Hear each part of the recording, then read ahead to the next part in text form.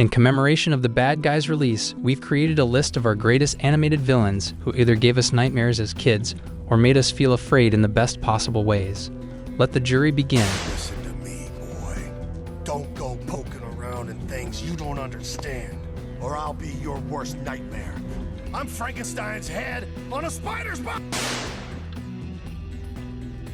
If you are a nature addict, this movie will be a good shot. This movie is mainly about the environment, apart from nature. This movie can motivate you about love life too. Want to know how? Grab your popcorn and head to watch the film. Hey, Ted, right? Mr. O'Hare? So, I hear you've become interested in trees. What's that all about? Where did you hear that?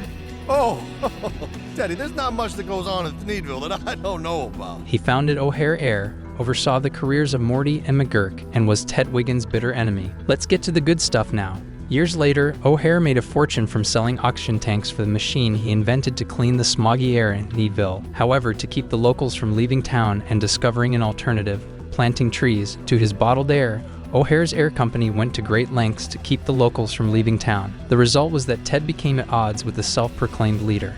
After Ted spoke up for the trees, as if he were the Lorax, and tore down the town's walls to uncover the truth, revealing the last tree seed as the beginning of many changes for the fake city, the Lorax himself came to live there. Ohare tried in vain to get the citizens of Thneedville on his side, revealing his true nature in the process. When Mr. Ohare joins in, it seems he's finally ready to make amends, but he quickly changes his tune, declaring that the seed should wither and die, and then turning to the audience to see who supports him. O'Hare's two bodyguards, Morty and McGurk, are no longer on his side, so they equip him with a jet helmet and send him blasting out. Now talking about charges, as our video's central theme is charged on Illumination villains. Ohare could get a penalty of 10 years in prison for threatening, 5 to 60 years for sinning against nature, and a heavy fine with almost 7 years for lying to the citizens.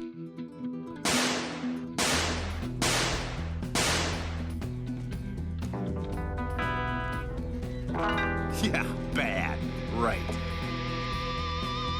Once-ler is the film's second villain. Despite his family's doubts, the film's protagonist, the Once-ler, continues production of his invention, the Thneed. When he reaches Truffula Woodland, he knows it will be the ideal spot to create his Thneeds. The Once-ler starts cutting down Truffula trees, but the Lorax rushes there and tells him to stop. Later, the Lorax tries to drown the Once-ler, but one of the local Barbaloots nearly drowns, forcing the Lorax to rescue the Once-ler. To prevent further loss of Truffula trees, the Lorax and the Once-ler agree. Initial low demand for the Once-Thneeds let his simple harvesting of Truffula leaves meets. The Once-ler has to enlist the support of his loved ones to produce the Thneeds to meet the market's requirements. Under pressure from his mother, he breaks his promise to the Lorax and begins cutting down trees to increase output. When the last Truffula tree is felled, the animals run away and the Lorax flies into the air. He leaves behind a single message: unless. Talking about Once-ler's penalties, he could get a sentence of 5 to 60 years in prison for destroying nature and a heavy fine,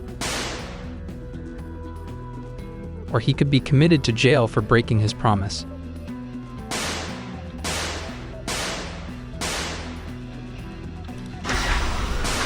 Next, we are going to steal... Pause for effect. Before explaining the movie, let me tell you the main idea I got from the film: good can overpower evil. This movie is about spreading love and how it can change people. If you want positivity in your life, then give it a view. First give me the move, then we'll talk. Mr. Groom! Zip it, Happy Meals. Actually, I think I'll hold on to them a little while longer. Yeah! Unpredictable! Vector is a brilliant prodigy with unique talents in mechanics, strategy, and invention. However, he has difficulty making friends and is prone to pranks. He is arrogant and selfish, constantly praising and celebrating his successes. Also, Vector is quite dishonest, as he delays returning the girls until Gru gives up the moon, despite having previously promised to do so. In a childhood photo, Vector and his father can be seen laughing and smiling at each other. Even though his father brags about his abilities and is harsh on him for losing the shrink ray to Gru, he still enjoys a positive relationship with him as an adult. It took some time, but eventually he warmed up to Gru despite Gru's reputation as a villain. But he became resentful of him for freezing his head and did everything in his power to embarrass his newfound rival. To that end, he kidnapped the girls Gru came to love as his own and used the shrink ray on his ship, put Gru through an ordeal with his traps when he tried to steal it back, and then refused to release them after Gru fulfilled his end of the bargain and obtained the moon. As a sadist, he takes pleasure in his misdeeds and the triumph of his cunning over those he perceives to be his inferiors. He may have been the most feared villain for a while, but in the end, he's just a coward. Vector panicked, used the escape pod to escape, and didn't have the guts to fight back when Gru got past his missiles and Shark for the love of saving the girls. Charges. So we reach the best part of our video, crime charges of villains. Vector could get a penalty of 7 years in prison with an unlimited fine for stealing, and a sentence of 1 year to life imprisonment for kidnapping.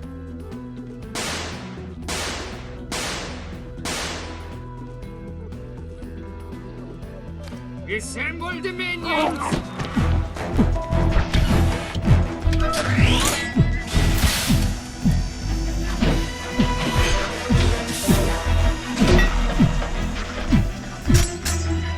Gru was clever, if a bit heartless, a man who set out to become the most notorious villain in history. At first, he was quickly irritated by Aang's, Edith, and Margot, showing that he did not like children. His adoption of the girls was driven entirely by his desire to obtain the shrink ray, which he planned to use to steal a moon by making it smaller. In the beginning, Gru is also exceptionally cruel, even sadistic. As his signature weapon, the freeze ray was frequently used for fun. In contrast to how he treats his enemies, he treats his allies, like Dr. Nefario, with kindness and even interacts with his minions, calling them by name and speaking to them in their language, which he understands. But he also said he had no plans to increase his minions' pay, which they took without complaint. By the end of the film, Gru had grown to care deeply about his 3 adoptive daughters, and he was willing to risk everything to save them from Vector. This refers to Despicable Me 2, as Gru adopted his daughter with love in that movie, not in the first. Gru's softer side was beginning to show, but Dr. Nefario still sent the girls back to the orphanage because he disapproved. Despite not trying to stop Miss Hattie from taking them, Gru was visibly upset by their departure and later said that giving them up was the biggest mistake of his life. After stealing the moon, he tried his best to make it to their dance performance, but was disappointed to find out he was already too late. Charges. Regarding Gru's penalties, he could get more than 5 years imprisonment for freezing the Vector's head, and 14 years for treating minions as enslaved people.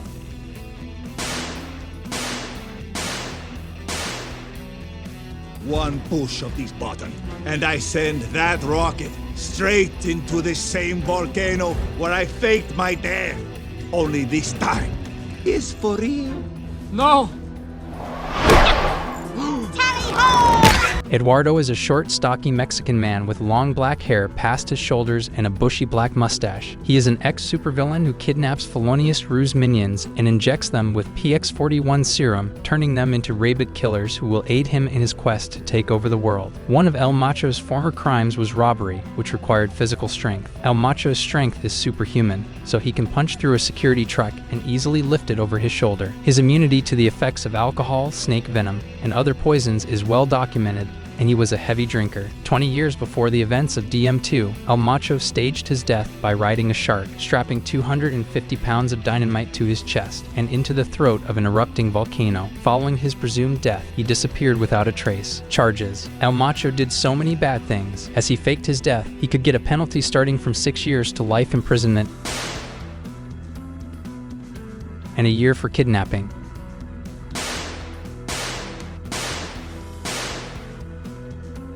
You're going down. Wait! What? What are you doing? Checking for laser beam alarm triggers. It's a restaurant! The main antagonist in the Despicable Me series is a crook named Gru. Previously a supervillain, he has changed his ways in Despicable Me 2. He now prioritizes the well-being of Margot, Edith, and Agnes over his own. Gru's newly found morality is noticed by the Anti-Villain League, which recruits him to work undercover to stop other villains. He agrees to join in and tag along. Gru has matured and become much less indulgent. In time, he has grown into a responsible parent. He even goes so far as to dress up as a fairy princess for his daughter's birthday. Only so many movies focus on single adoptive or foster fathers. Life for Margot, Edith, and Agnes appears to be quite typical for having Gru as their dad. Charges. Gru's behavior changed in Despicable Me 2. He may not get any charges as there aren't any wrongdoings in this part of the series.